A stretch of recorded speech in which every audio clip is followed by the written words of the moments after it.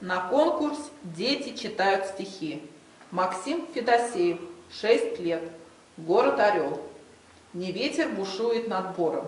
Николай Некрасов. Не ветер бушует над бором, не с гор побежали лучи. Мороз по его дозорам обходят владения свои.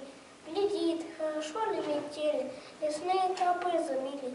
И нет ли где трещины, щели, нет ли где голой земли. Пушистый ли сосны вершины, красив ли узор на дубах, и крепко ли скованные льдины в великих и малых водах. Идет под деревьям, шагает, трещит по замерзлой воде, и яркое солнце играет в косматой его бороде.